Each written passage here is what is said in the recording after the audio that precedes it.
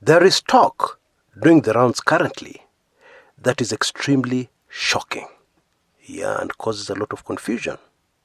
And unfortunately, this cannot just be dismissed very quickly as rumors, because I've also heard from some of my impeccable sources that this information is in fact accurate.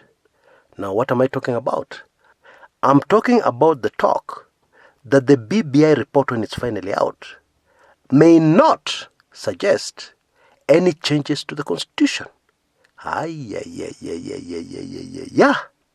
In other words, the BBI, which is under the handshake, will seek to bring change and to bring Kenyans together using other options and without making any changes to our current constitution.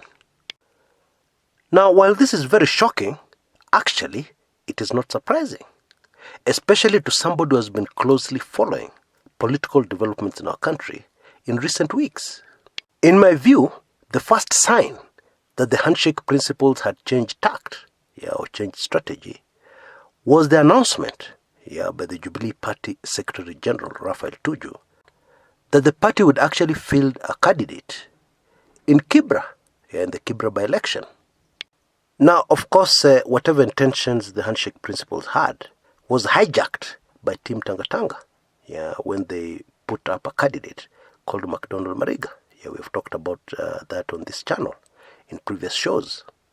The other reason, that could explain the BBI changing their minds, about adding more positions, like that of a prime minister, etc., etc., in other words, changing the constitution, has been the continuous, consistent pressure against a referendum from Team Tanga and Deputy President William Samoei Ruto. The Deputy President has found a way of making fun, ridiculing some of the proposals that were told may be included in the final BBI report, like adding more positions, adding that position of a prime minister and a deputy and a president and also his deputy. We all know where that came from. The motive of doing that was good, but the deputy president somehow managed to turn it so that it looked like a terrible thing, like a kind of scheme by those in power to include more of their friends in power. And despite the fact that the motives of the deputy president in doing this, in not wanting a referendum, being very obvious, because he wants to inherit a presidency with the same powers as the current presidency.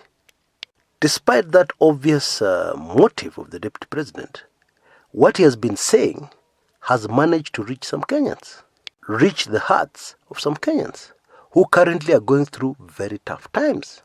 So it doesn't make sense increasing the government budget by increasing the number of wakubas.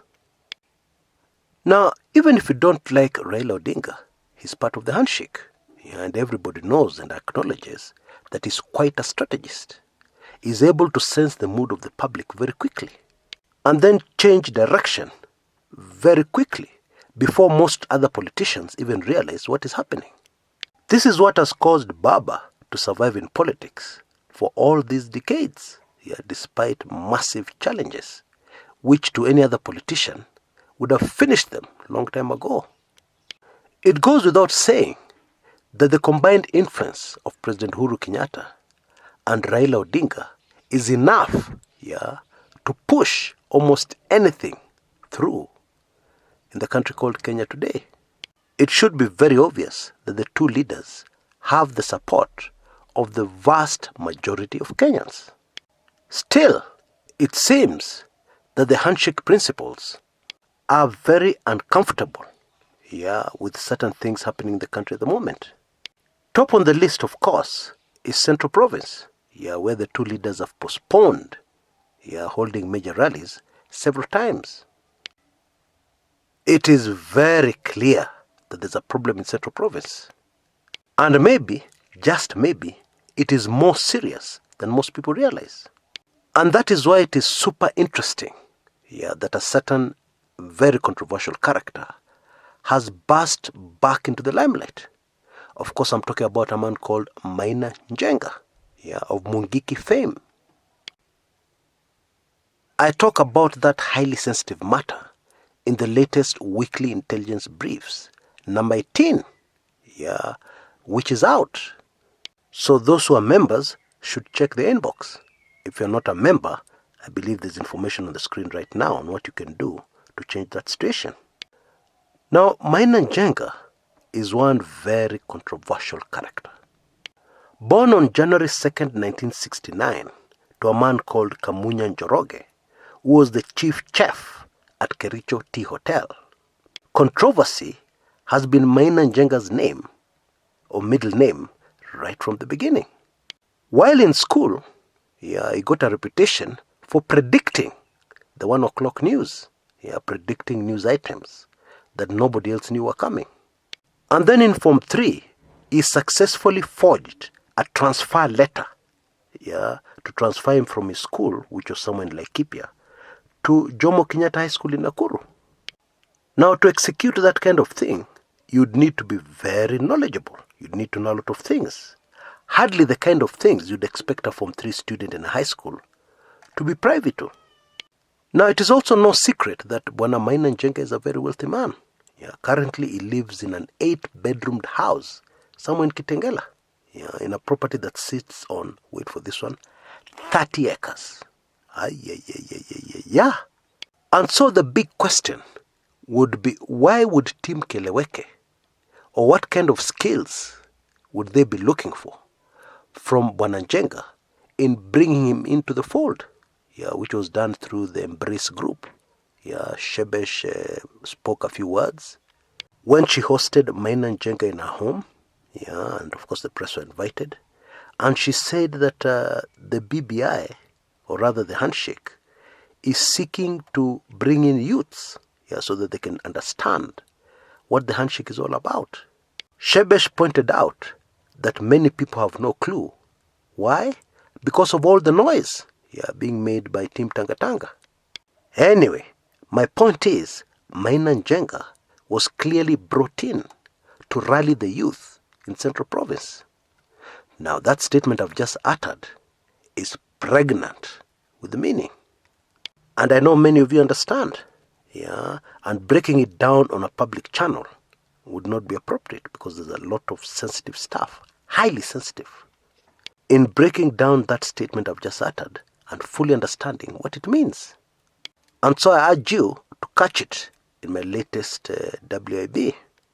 Now, the fact that the BBI, or rather the handshake, are wary of some developments in the country, in a way is very good news.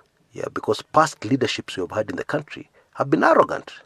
And what usually happens is developments are ignored, until they become a big issue. But it seems that with the Raila Odinga and the handshake team, this is not going to happen. And that in fact, the handshake team will always have its hand very close to the pulse of the country called Kenya. However, what is very worrying to most political analysts are the developments in Central Province. And the fact that Bwana Maina Njenga has had to be brought in to address that, or to help address that, or to be part of the strategy that will address that. In my view, things are getting even more complex in Kenyan politics. But of course, I'll try my best to always bring you up to speed, and also to give you many, many heads up, so that you know what's happening and what to expect. And by the way, the old Kenya shillings 1,000 notes become useless paper. Unaweza kuwasha jiko naye in a few hours. And all indications are that the objectives of the central bank, and indeed the government, to catch fraudsters, money launderers, and politicians hiding and storing large sums of money in cash has not quite worked. The last-minute rush witnessed in other countries that have done similar things has been missing in Kenya. It is so quiet. And sadly, that is something else that did not quite work out for Team Keleweke. And many financial and economic analysts are saying, or rather praying, that the effects of this change will not affect the ordinary mwananchi. Because in other countries, Nigeria for example, it had devastatingly negative effects on the economy. and on ordinary people, ordinary Nigerians. It is the prayer of many that the same will not happen in Kenya. Until next time, this is Chris Kumekucha.